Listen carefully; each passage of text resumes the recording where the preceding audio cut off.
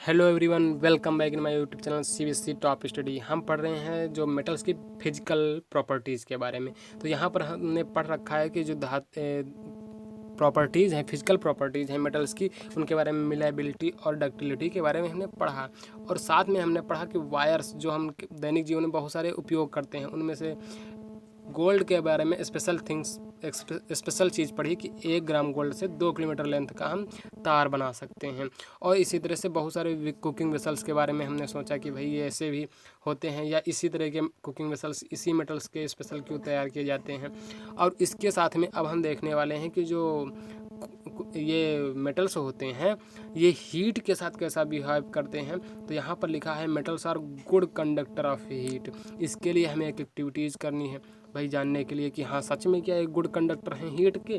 तो हीट की कंडक्शन जानने के लिए हमें कुछ ऐसा अपरेटस तैयार करना है। एक यहाँ पर मेटल वायर लेना है, कॉपर ले लिए, एल्युमिनियम ले लिए, आयरन ले लिए।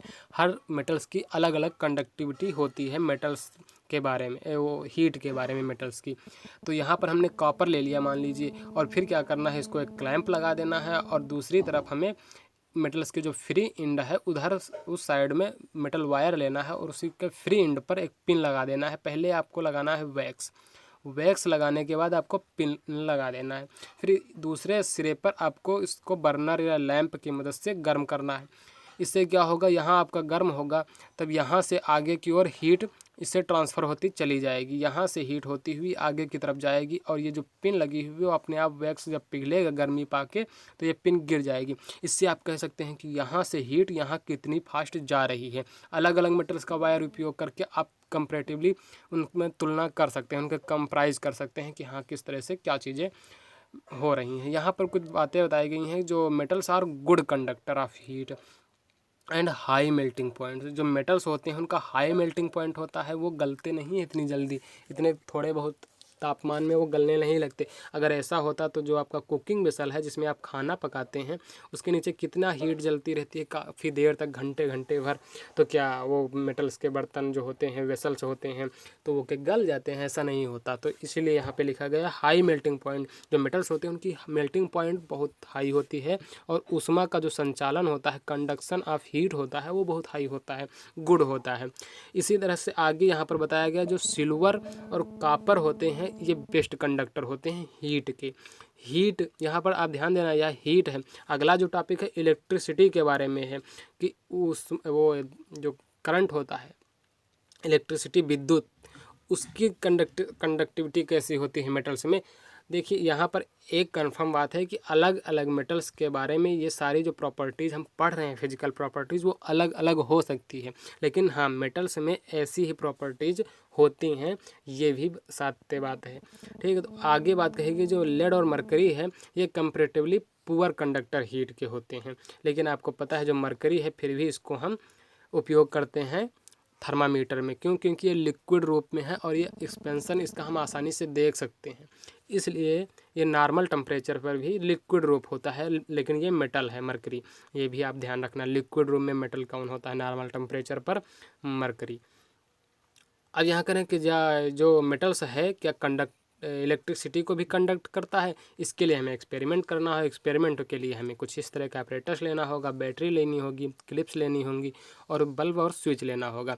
इससे क्या होगा कि यहाँ जो क्लिप्स ए और बी है इनके बीच में हम कोई भी मेटल्स का टेस्ट करना है वो पार्ट इंसर्ट करेंगे। पहले कॉपर का, फिर एल्युमिनियम का, फिर आयरन का, ऐसे कई मेटल्स हम लगा के चेक करेंगे। और साथ में जब यहाँ हम ये सर्किट पूरा होगा तो स्विच ऑन ऑफ करके बल्ब को देखेंगे क्या रिएक्शन हो रहा है, जल रहा है बल्ब या नहीं जल रहा। अगर बल्ब जलने लग जाएगा तो ये जो यहाँ पर बीच में पार्ट लगाया हमने मेटल का, इसका मतलब यहाँ से इलेक्ट्रिसिटी कंडक्शन हो रहा है, क्योंकि यहाँ से ये जो मेटल है ये सर्किट को पूरा कर रहा है। इसलिए इसमें ये मेटल्स कोई भी मेटल्स हो सकता है, कॉपर, एल्युमिनियम या आयरन, ये इसमें इलेक्ट्रिसिटी कंडक्शन हो रहा है। तो इस तरह से एक्सपेरिमेंट करके हम देखने वाले हैं। तो आप देख सकते हैं कि यहाँ पर पहले कुछ स्पेशल बात बताई गई है कि आपके घरों में जो होता है तार वायर्स लगे होते हैं आपके घरों में, उसके ऊपर एक कोटिंग लगी होती है पॉलीविनाइल क्लोराइड पीवीसी की।